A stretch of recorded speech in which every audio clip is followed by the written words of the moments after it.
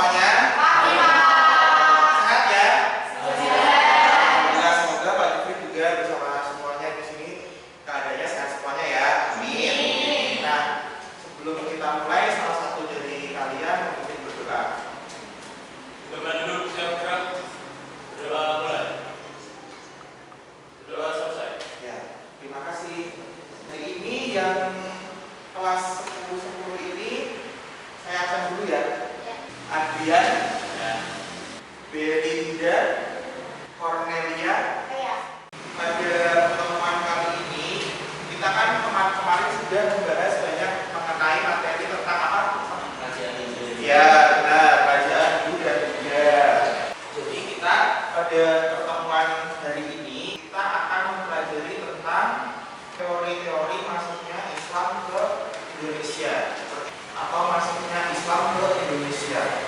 Nah, kita akan memasuki teori masuknya Islam ke Indonesia. Di sini tujuan pembelajaran kita. Jadi teman-teman dari kelas 10 nanti setelah belajar tentang teori masuknya Islam ke Indonesia akan mendapatkan ya kemampuan atau pemahaman di bidang sejarah itu satu, yaitu apa? Menyebutkan berbagai teori proses masuknya agama dan kebudayaan Islam di Indonesia. Yang kedua, nanti kalian akan apa? Menyebutkan saluran-saluran penyebaran Islam di Indonesia. Yang ketiga, menganalisis teori dan saluran penyebaran agama Islam di Indonesia. Yang keempat, mengolah informasi tentang proses masuknya agama dan kebudayaan Islam ke Indonesia pada kehidupan masyarakat Indonesia pada saat ini. Kemudian yang kelima, menuangkan hasil analisis teman-teman itu semua dalam bentuk tulisan. Paham ya? Bentuknya nanti kita akan belajar mengenai pembelajaran sejarah yang kita kaitkan dengan permasalahan kita pada masa sekarang. Kita mulai dari sini ya. Jadi teman-teman dari kelas 10 bisa lihat slide PPT-nya, ya kan? Kita lihat ada gambar di sebelah kanan dan kiri. Gambar di sebelah kanan itu apa? Coba ada yang berpendapat?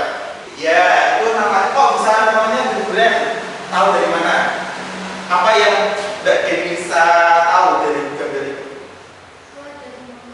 Ada tumpengnya. Berarti identiknya yang namanya kenduri atau kuburan itu ada tumpengnya ya?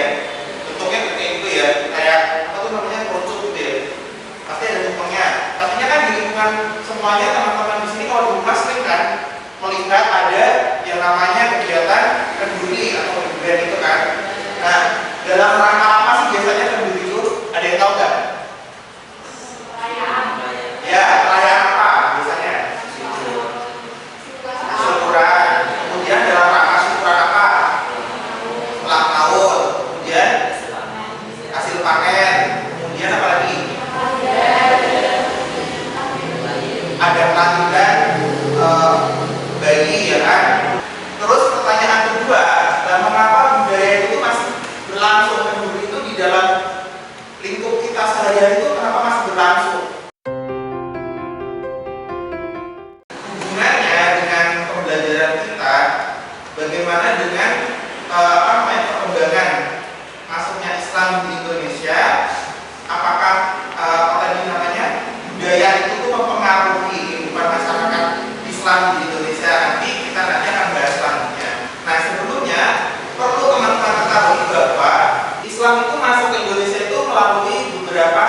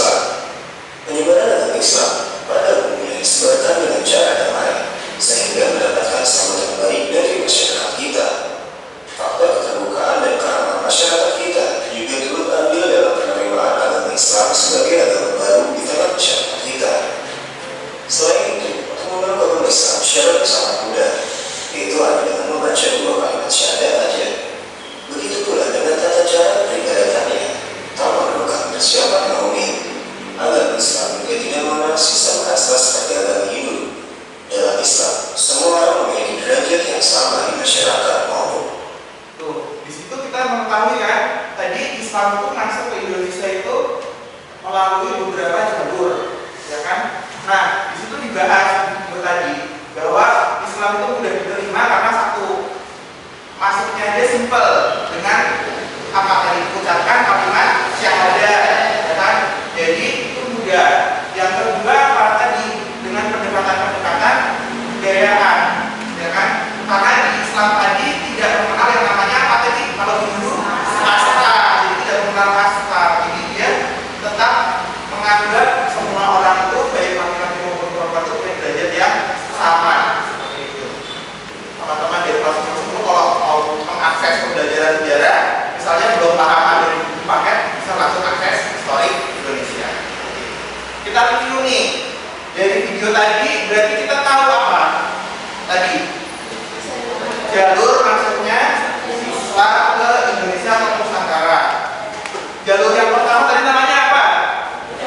Perdagangan. Jalur yang kedua pendidikan. Jalur yang ketiga perkawinan. Kemudian dakwah. Kemudian kesenian. Dan terakhir tasawuf. Ada yang mau ditanyakan nggak dari ke 6 jalur tadi? Apa itu? Apa yang kira-kira apa yang belum paham dari ke 6 jalur tadi? Udah? Ayo gimana? Pak, yang jalur tasawuf itu kan katanya berhubungan dengan hal yang Mistis. tapi kok masih percaya sama agama? Nah, ini pertanyaannya. Berarti apa ya? Masalah ya. Dalam keseharian kita juga ada kayak gitu kan? Ya kan? Nah, di sini kan tadi teman kalian namanya siapa tadi? Nah, itu tadi bilang kalau misalnya jalur tasawuf itu mengenal atau mempercayai hal-hal mistik, tapi kok masih percaya dengan agamanya atau percaya dengan Tuhan, ya kan? Nah, yang dimaksud dengan mistis di sini tuh bukan dalam artian itu gimana ya? Mengenal apa namanya nggak kelihatan gitu ya? Bukan maksudnya kayak gitu, tapi lebih ke apa tuh namanya kayak orang meditasi gitu loh. Kayak orang meditasi itu kan jadi menenangkan diri. Dari meditasi itu kemudian hal-hal buruk dari kita itu direm, jangan sampai kita lakukan lagi. Yaitu dari tasawuf seperti itu. Jadi tasawuf itu pada intinya itu berawal dari tadi jalur pendidikan, di mana pesantren, ya kan. Kemudian berkembanglah dakwah. Kemudian itu tadi kalau bertemu atau masih mempunyai sifat-sifat itu kan berarti kan tercerahkan dengan adanya tadi pola pendidikan di pesantren, sehingga hal-hal yang seperti itu dapat direm atau tidak dilakukan dalam kehidupan sehari-hari.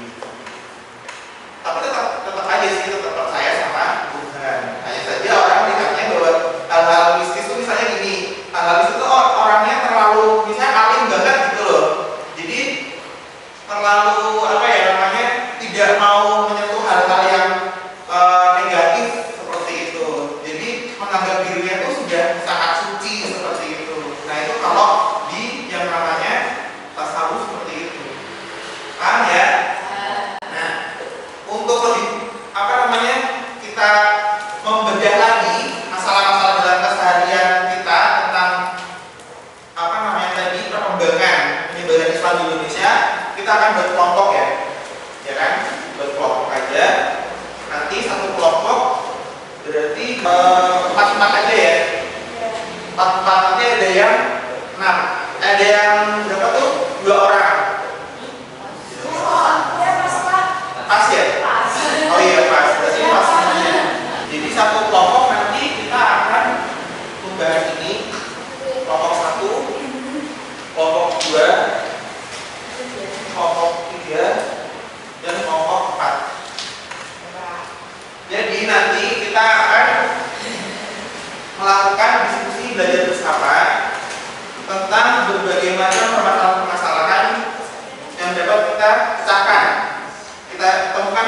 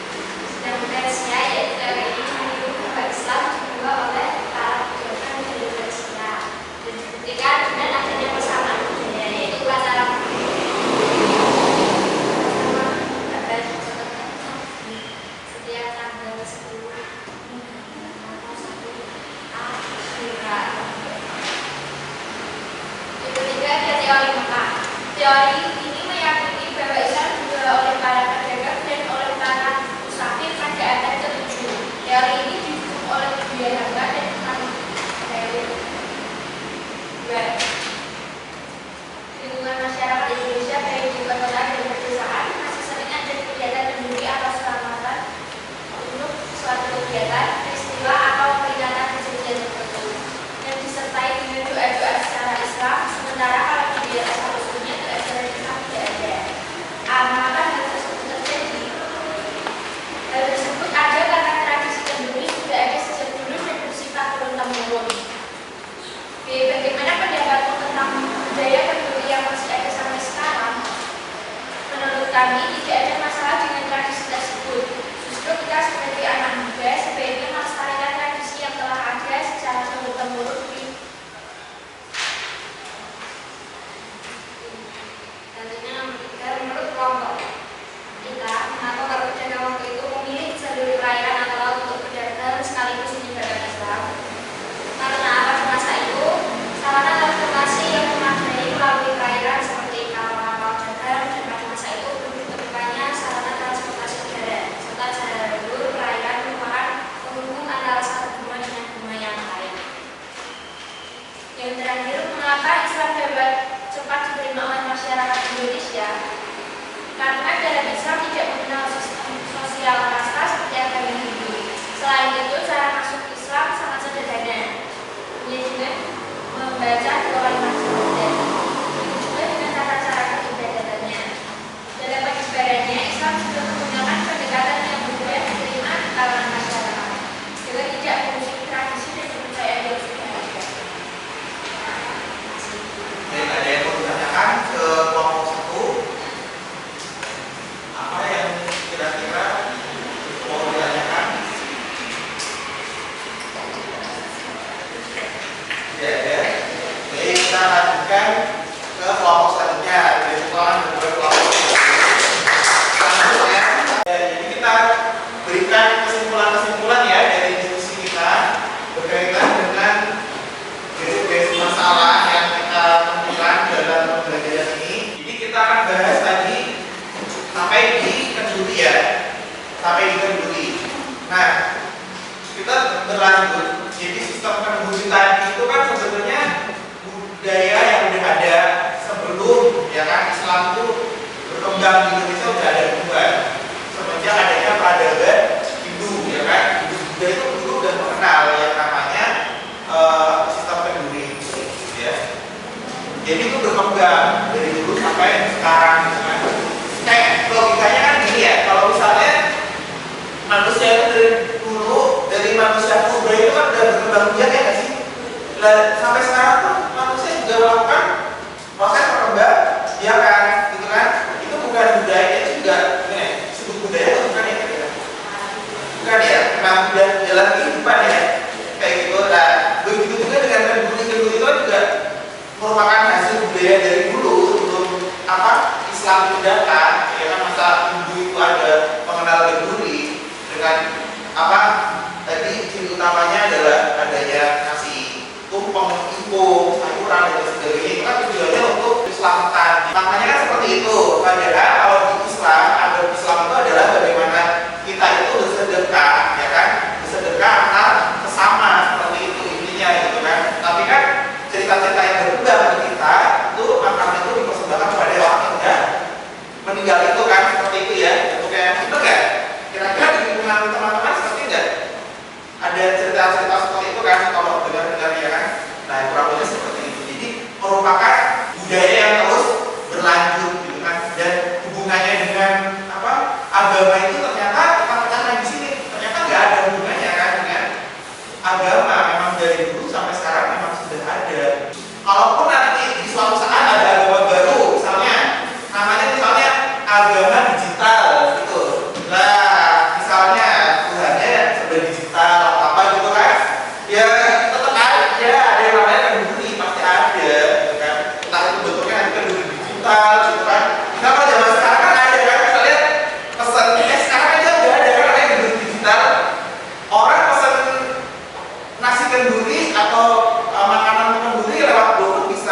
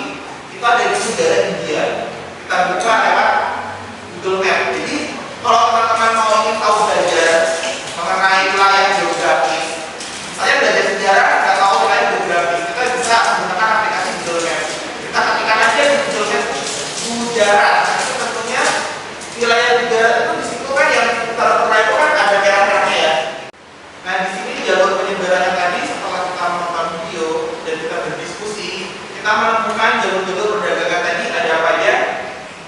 Tadi kan terus di sini ya.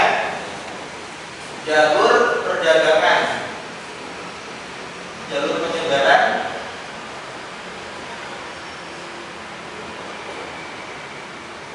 berarti di sini kita mengenal apa tadi? Perdagangan ya, perdagangan. Kemudian ya perkawinan. Kemudian ada lagi pendidikan. Kemudian ada lagi dakwah. Kemudian kita mengenal lagi tadi apa? Jalur kesenian. Dan yang terakhir adalah tasawuf. Nah, dari jalur-jalur ini, maka kalau kita belajar lebih mudah, ya kan? Kita singkat aja. Berarti kalau kita belajar tentang apa tadi? Jalur penyebaran Islam, kita mau ingatnya aja, ya kan? Yang kita ingat cuma ini aja. Jalurnya PDKT. Jadi jalur-jalur penyebaran Islam Indonesia itu kita singkat jadi PDKT, bukan pendekatan. Ya kalau kita deketin orang ada PDKT kan. Nah ini juga. Jadi jalur penyebaran Islam kita singkat jadi namanya PDKT. P yang pertama perdagangan, P yang kedua ya perkawinan, P yang ketiga pendidikan lewat pesantren, kemudian jalur dakwah, kemudian jalur kesenian dan tasawuf. Baik, ini nanti untuk melakukan informatif teman-teman. Silakan nanti teman-teman mengisi ini, dikerjakan di sini aja. Ini cuma hanya pertanyaan, menjawabnya mencentang dan juga ada sesi dijawab satu orang satu ya.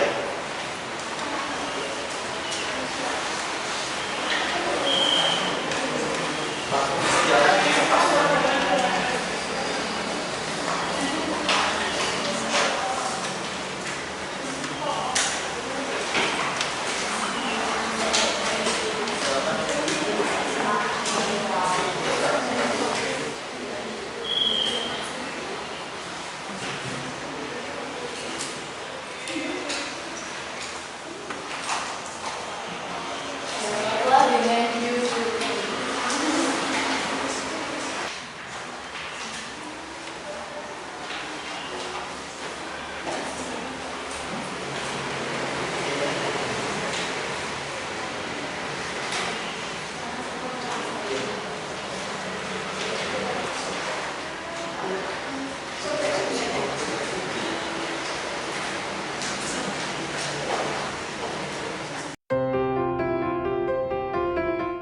Kemudian kita sekarang melakukan pemahaman bermakna dari pembelajaran kita ya. Jadi kita setelah belajar ini kita tahu apa sih ya.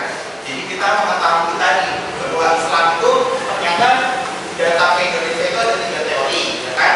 Teori 1 sejarah, 2 Persia, 3 Mekah.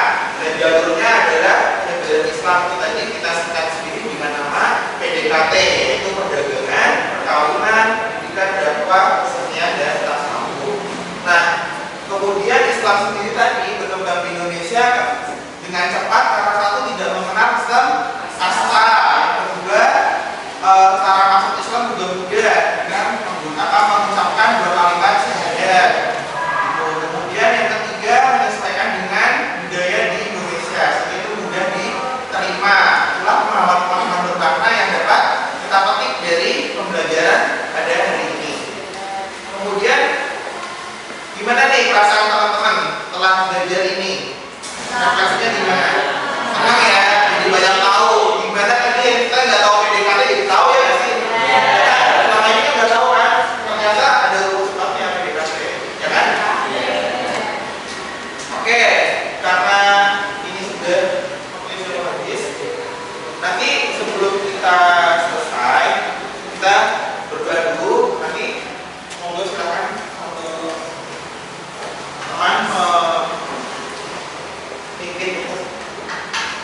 berdoa.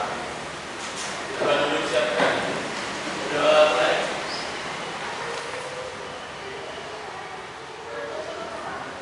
Berdoa selesai.